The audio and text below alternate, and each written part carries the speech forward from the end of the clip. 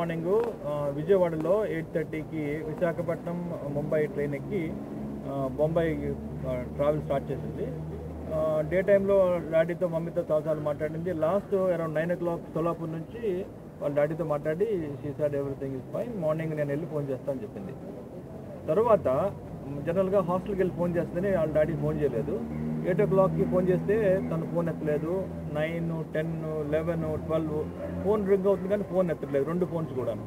So 12 o'clockకి నాకు phone చేస్తే నేను అనుకున్నా తన రూమ్కి వెళ్ళి పడుకొని ఉంటుందని ఊరుకున్నా. సో 3 o'clock, 4 o'clock, 5 o'clockకి కొద్దిగా భయం వేసింది, ఎన్ని గంటలు ఎక్కడుందా అని. నేను ఎల్టీటీ రైల్వే పోలీస్కి వెళ్తే వాళ్ళు అన్నారు, పిల్ల విజయవాడలో ట్రైన్ ఎక్కింది కాబట్టి విజయవాడలో ఎఫ్ఐఆర్ ఫైల్ చేయాలి, ముంబైలో ఫైల్ చేయడానికి వీల్లేదన్నారు. నేనన్నా, పిల్ల సోలాపూర్ నుంచి ఫోన్ చేసింది, అది జ్యూరిస్డిక్షను బాంబేకి వస్తుంది కానీ కాదు ఎక్కడ రిపోర్ట్ చేసిందో అక్కడే అన్నారు. సో అప్పటికప్పుడు విజయవాడలో వెళ్ళి వాళ్ళ పిల్ల మేనమామ ఎఫ్ఐఆర్ ఫైల్ చేసి కాపీ పంపించారు. ఇక అప్పటి నుంచి మేము తిరగని పోలీస్ స్టేషను, తిరగని పోలీస్ ఆఫీసర్ అంటూ లేడు. మేము ఏది చెప్పినా కానీ ఒకటే అంటారు, పిల్ల ఎలుపు అయిపోయింది, ఎవరితో పాటు వెళ్ళిపోయింది, మర్డర్ జరగలేదు, కిడ్నాప్ జరగలేదు, అటువంటిది ఏమి జరగలేదు, ఒకటి ఎవరితో వెళ్ళిపోయింది అంటే కాల్ డేటా రికార్డ్స్. ఆ పిల్ల 2 ఫోన్లు పెట్టుకొని కాల్ డేటా రికార్డ్స్. ఈ పిల్ల ఎన్ని గంటలకి ఇంతో మాట్లాడింది, ఆడు ఇంకో పిల్లతో ఎన్ని గంటలకు మాట్లాడాడు, ఈ మాటలో ఎంతసేపు మాట్లాడారు, ఎన్నిసార్లు కాల్ వచ్చింది. సో ఆ కాల్ డేటా రికార్డ్ తీసుకురా, సాయంత్రం 6 గంటలకి ఆఫీస్ బంద్ చేసుకెళ్ళిపోవడం, నెక్స్ట్ డే మార్నింగ్ మళ్ళీ ఆ నంబరు కాల్ డేటా రికార్డ్స్ చేసి 10 days 11 days. So Esther cousins 2 ఉన్నారు, ఒకళ్ళు దుబాయ్లో ఉంటారు, హైదరాబాద్లో ఉంటారు. వాళ్ళు అక్కడ ఉండలేక వచ్చేసారు, అన్ని రోజులు చెల్లి కనపడబెట్టారు.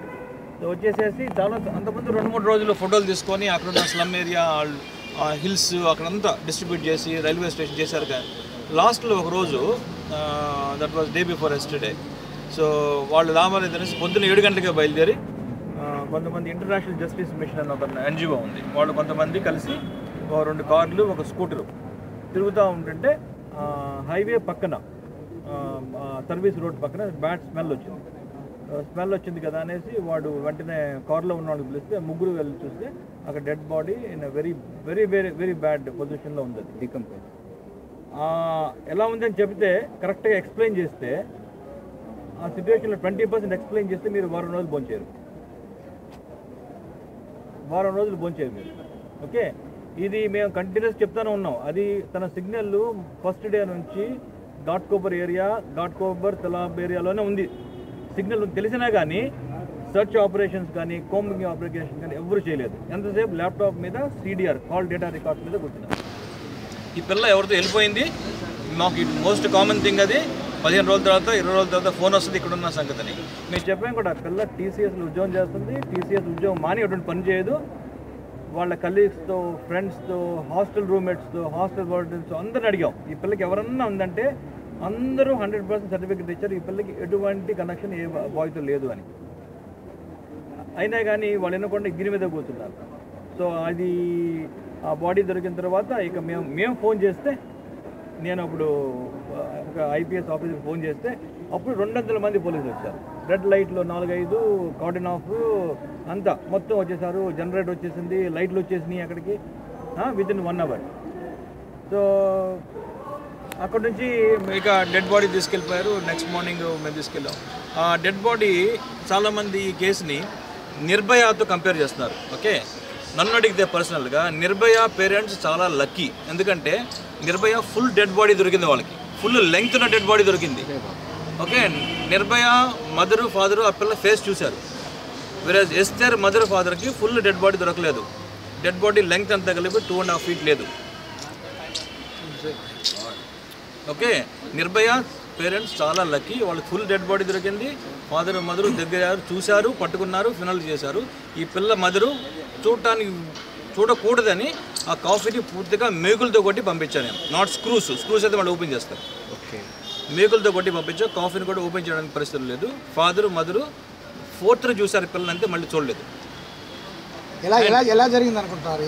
తెలిసిన సమాచారం అది మేము ఇప్పుడు నేను గెస్ట్ చేస్తే మళ్ళీ అది డిఫరెంట్ డైరెక్షన్కి వెళ్ళిపోద్ది. అది పోలీసుల పర్వ్యూ, అది వాళ్ళు ఏ విధంగా చూసుకుంటారన్నది వాళ్ళు డిసైడ్ చేసుకోవాలి. పోలీసులు ఏం చెప్తున్నారు మీకు? పోలీసులు ఇంతవరకు మాట్లాడాలి. ఇంకో విషయం ఏంటంటే, ఇంత జరిగింది, ఒక్క పోలీస్ ఆఫీసర్ కానీ ఒక గవర్నమెంట్ ఆఫీషియల్ కానీ మా దగ్గరకు వచ్చి జరిగింది మేము చూస్తాము మీతో ఉంటామని పోస్ట్ మార్టం చేసేటప్పుడు ఒక కానిస్టేబుల్ ఒక ఎస్ఐ వచ్చారు. హిజ్ ఇంట్రెస్ట్ ఏంటంటే ఆ ఎఫ్ఐఆర్ పోస్ట్ మార్టం రిపోర్ట్ తీసుకెళ్లాలని. పోస్ట్ మార్టం రిపోర్ట్ వచ్చింది మీ చేతి? ప్రిలిమినరీ వచ్చింది, ఫైనల్ ఇంకా రాలేదు. నిర్భయ విషయంలో ఆమెను సింగపూర్ పంపించారు, బికాజ్ అది ఢిల్లీలో జరిగింది కాబట్టి. అన్ని విషయాలు అందరూ చూసుకున్నారు. ఇక్కడ డెడ్ బాడీని మేమే తీసుకెళ్ళి డెడ్ బాడీని పంపించారు అక్కడికి. డెడ్ బాడీని మాకు జేజే హాస్పిటల్ అప్పచెప్పారు. అంతే, మా తిప్పలు మాయి. ఫ్లైట్ టికెట్లు బుక్ చేసుకున్నాం, కాఫీని తీసుకెళ్ళాం, అక్కడ వెహికల్ అరేంజ్ చేసుకున్నాం. ఆఫ్కోర్స్ టీసీఎస్ వాళ్ళు మాకు హెల్ప్ చేశారు. బట్ గవర్నమెంట్ రోల్ కానీ ఒక గవర్నమెంట్ అఫీషియల్ కానీ ఒక్కళ్ళు మాతో లేరు. ఈ అమ్మాయి ఆటో రిక్షాలో ఎక్కి బయలుదేరింది అన్నట్టుగా సమాచారం ఉంది, అది నిజమేనా? నో, అది నిజం కాదు. అది ఇంకా తెలియదు. అది పోలీసుల వైఫల్యం చెందారని మీరు భావిస్తున్నారా? యాక్చువల్లీ ముందు పోలీసులు ప్రివెంటివ్ అంటారు కదా, అంటే జరగకుండా ఉండాలి చూడాల్సింది. ఇది అంటే అక్కడ సీసీటీవీ కెమెరాలు పనిచేయట్లేదు.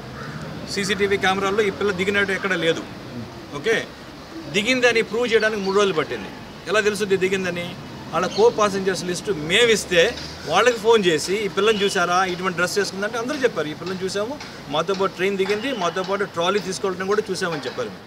ముంబైలో తెలుగు సంస్థలు ఎన్నో ఉన్నాయి, అట్లాగే మహారాష్ట్ర ప్రభుత్వం నుంచి తెలుగు సంస్థలు మీరేం కోరుకుంటున్నారు?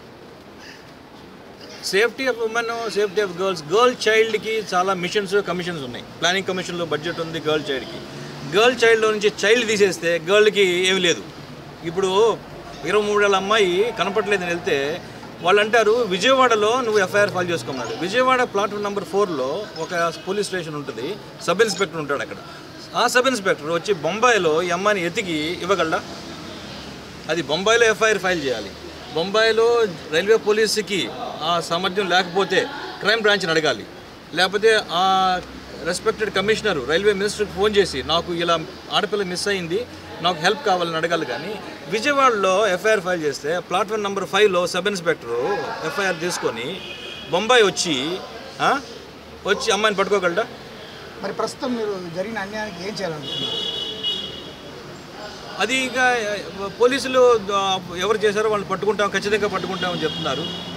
ఇక మేము చేయగలిగింది ఏంటి అంటే ఇక ఇంతకుముందు ఇటువంటి జరగకుండా ఉండడానికి రకరకాల ఎన్జిఓలు రకరకాల ఆర్గనైజేషన్స్ ఫోన్ చేస్తున్నారు ఏం చేయాలని. మరి ఇటువంటి విషయాల్లో ఏదన్నా ఒక పాజిటివ్ స్టెప్ తీసుకొని మీరు ముందు నడవాలని thank you sir. Me number ఇవ్వండి. 932 461